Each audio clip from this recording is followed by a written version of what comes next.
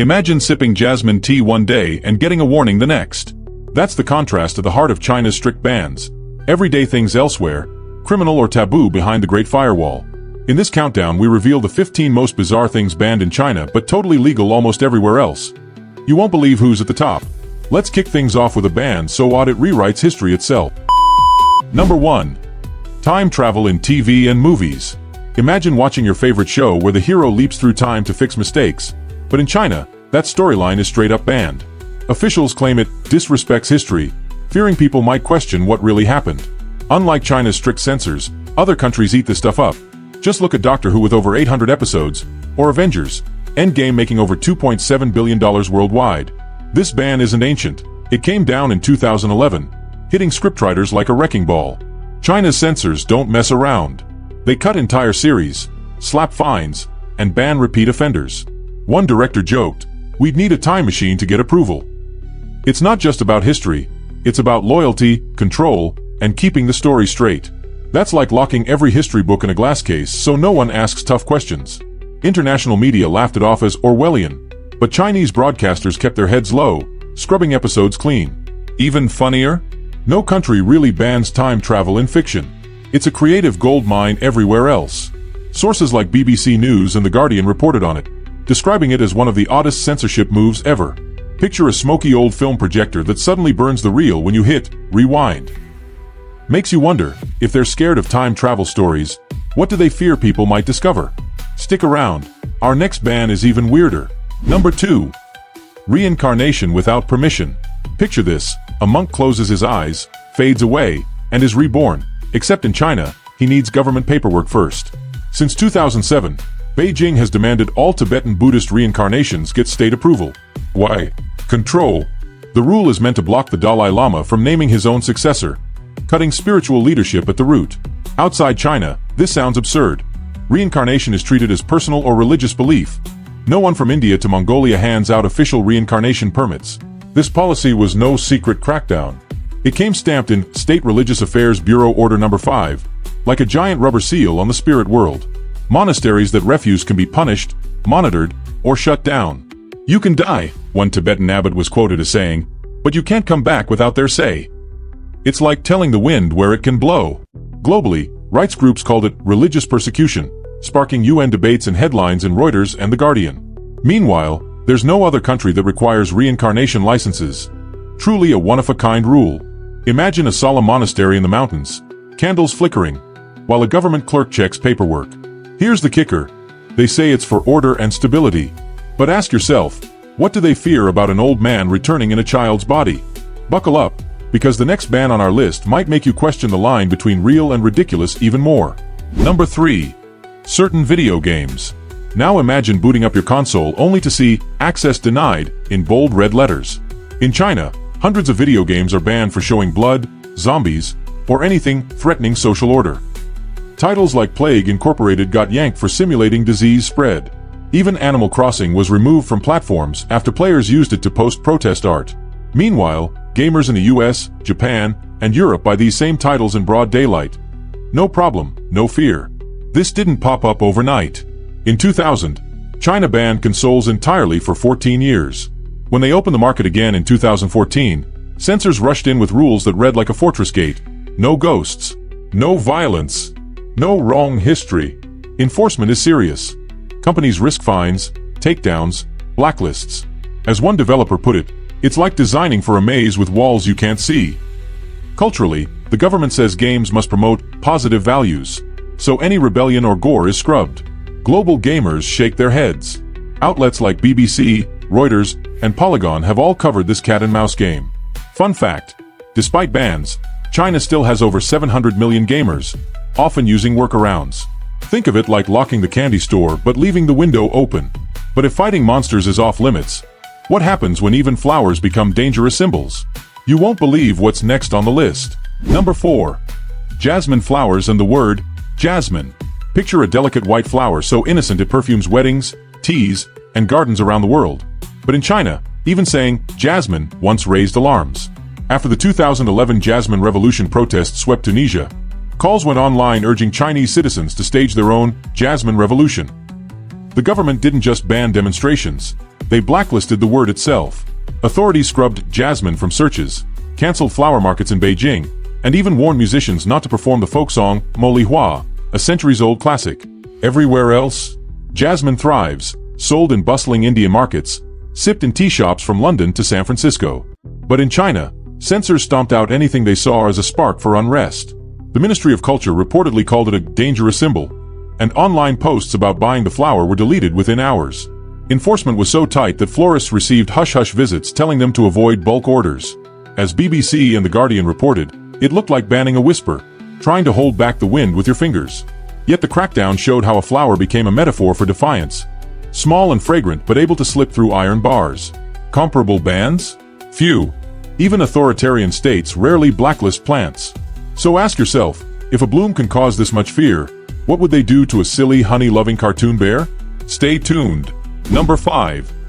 Google Services. Think about waking up, grabbing your phone, and finding Google Search, Gmail, Maps, all blocked, frozen like statues under glass. In China, the entire Google suite was exiled in 2010 after a standoff over hacking allegations and refusal to self-censor search results. The Great Firewall slammed shut so hard you could hear the echo, cutting off over 1 billion people from the world's biggest info source. Elsewhere, Google is as normal as tap water.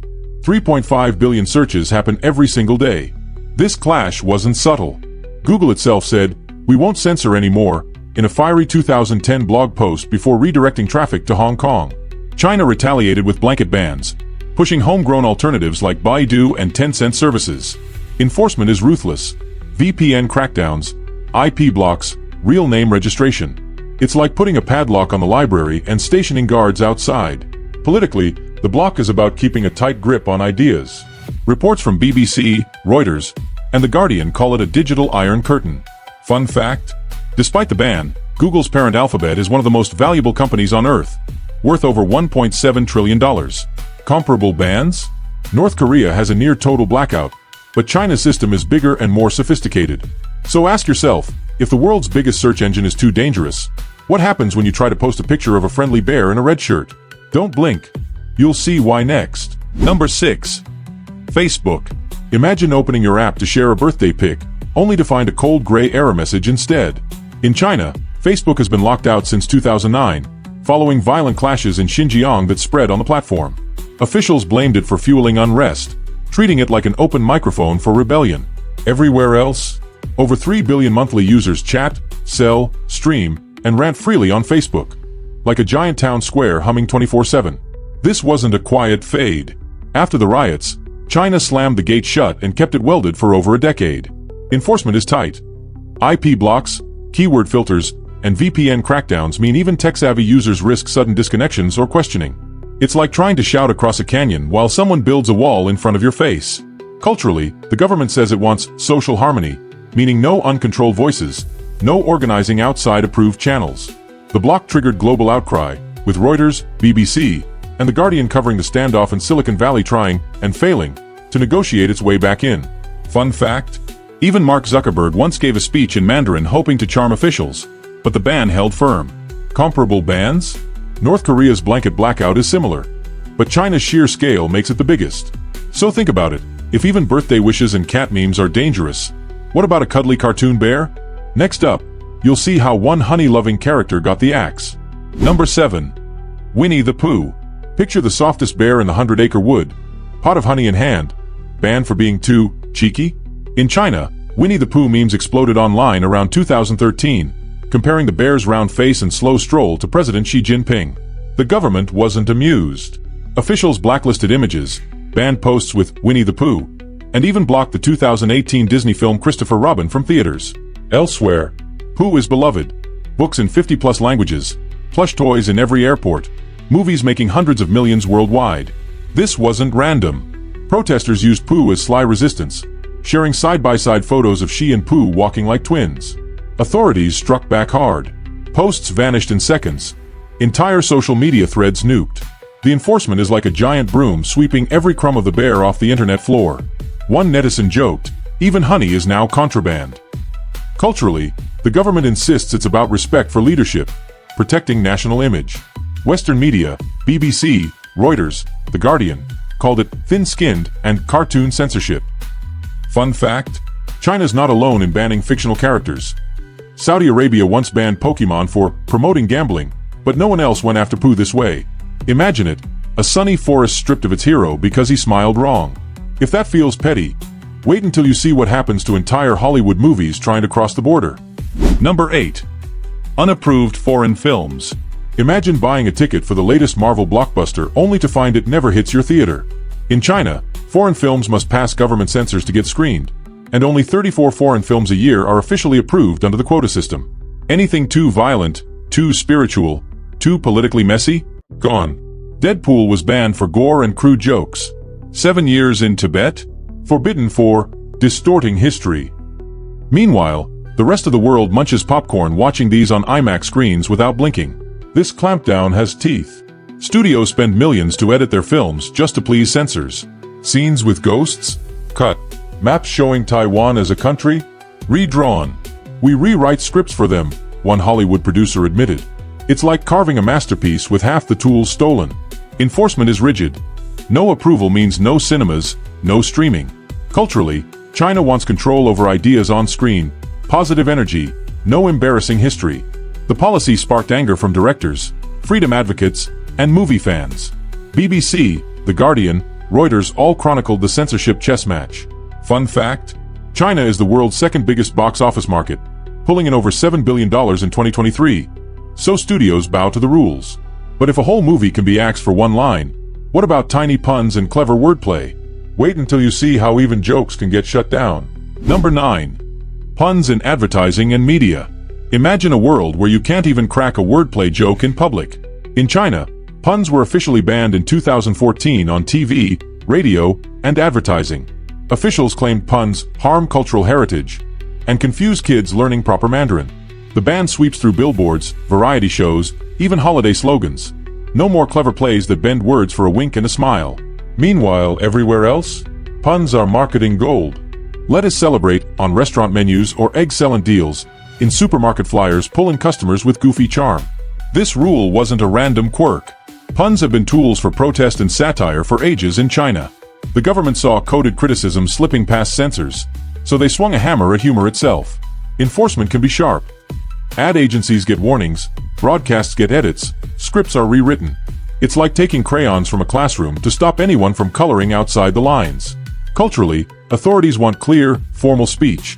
No double meanings that might hint at rebellion. BBC and The Guardian reported on the ban, calling it one of the most eyebrow-raising censorship moves ever. Fun fact: Mandarin's thousands of homophones make puns irresistible. But if even wordplay can be outlawed, what happens when the entire news itself is put behind a wall? Stick around to see which major broadcaster got the boot next. Number 10. BBC News website. Picture trying to check the latest headlines only to see, "This site can't be reached," in bold, cold letters.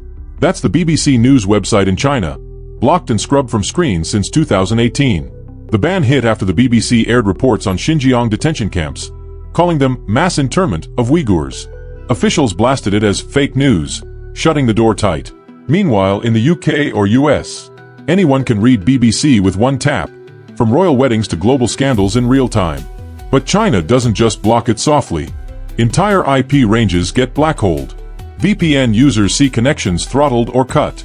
It's like trying to shine a flashlight in a cave, only to have someone slap the batteries out of your hand. Historically, Beijing has its spats with foreign outlets, but this ban was no small slap. It was a steel gate dropping hard. Culturally, the leadership says it's about maintaining social stability, guarding people from what they call biased reporting. The BBC stood firm, defending its work as fair and verified. Reuters, The Guardian, and BBC itself reported on the tit-for-tat closures, including China banning the BBC's World News Channel. Fun fact: even in Hong Kong, once famous for free media, BBC content now faces subtle blocks. But if the news itself is too risky to show, what happens to something as old and holy as Scripture? Wait until you see which sacred texts hit the blacklist next.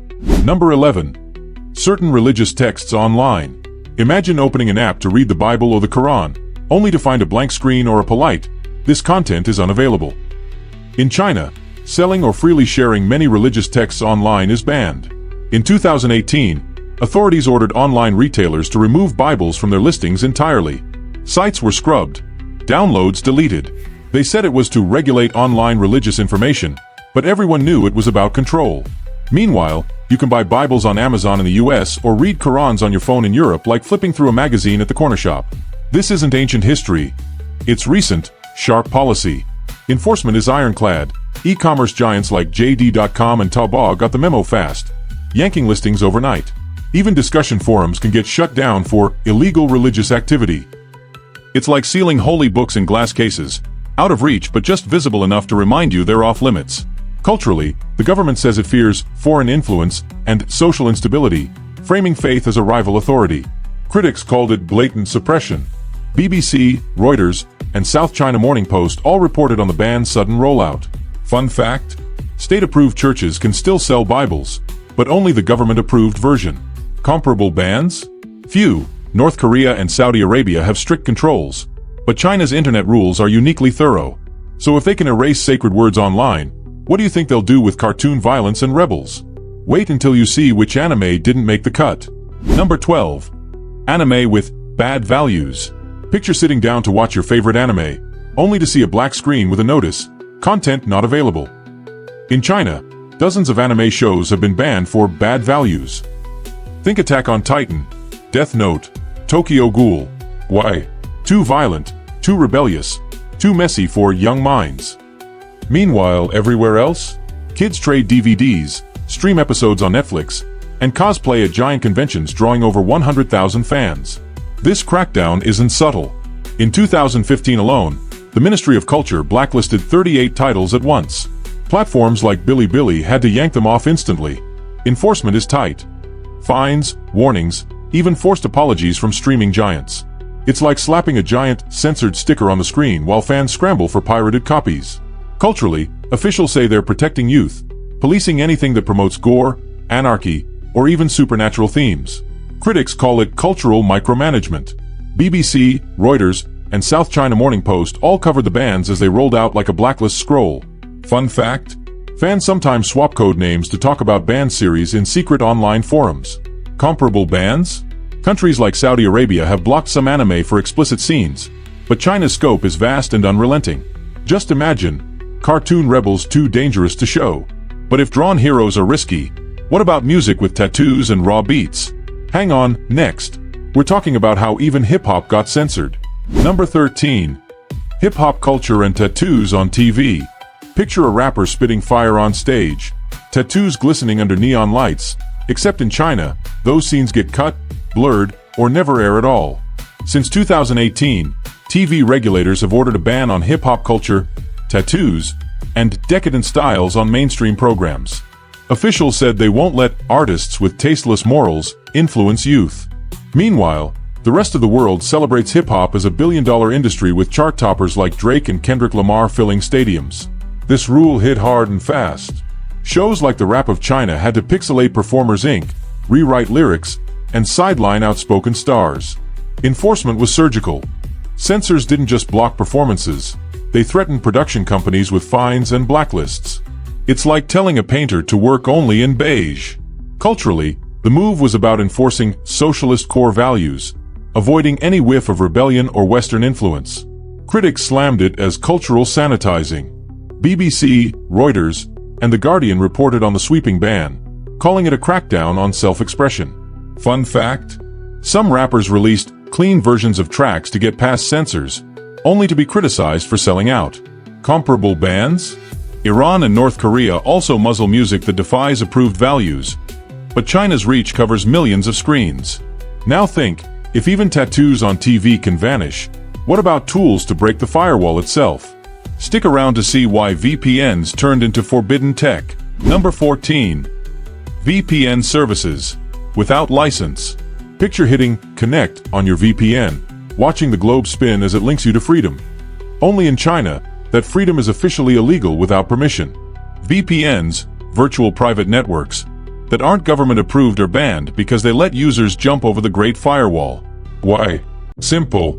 They open the door to blocked sites like Google, Facebook, YouTube, and foreign news. Elsewhere, VPNs are everyday tools. Students use them at coffee shops, businesses secure data worldwide, even parents install them for safer browsing. This isn't a vague guideline. In 2017, China declared all VPN providers must get state licenses. Enforcement is strict. App stores were ordered to remove VPN apps.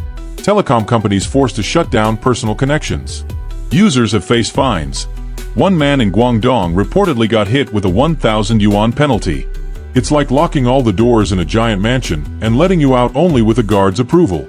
Culturally, authorities call it cyber sovereignty, protecting citizens from harmful information. Critics call it censorship with a capital C. BBC, Reuters, and The Guardian have all detailed China's VPN crackdown. Fun fact: despite bans, VPN use remains widespread, with tech-savvy users playing cat and mouse with censors. Comparable bans? Iran and Russia also restrict VPNs, but China's scale is unmatched. Now think, if even a digital key is too dangerous, what happens when gossip itself turns into a threat? Wait until you see how even celebrity news wasn't safe. Number 15. Celebrity gossip blogs. Imagine scrolling for the latest drama on your favorite star, only to find the site vanished overnight. In China, hundreds of celebrity gossip blogs were shut down in 2021, labeled vulgar and harmful. Officials claimed they promoted scandal, obsession, and moral decay. Meanwhile, in the US or UK, celebrity news is a billion-dollar industry. TMZ, Perez Hilton, and Daily Mail churn out endless stories on who's dating who wore it better, who tripped on the red carpet. This crackdown wasn't a gentle nudge. Over 1,300 accounts were erased from platforms like Weibo and WeChat in a single sweep. Enforcement was swift.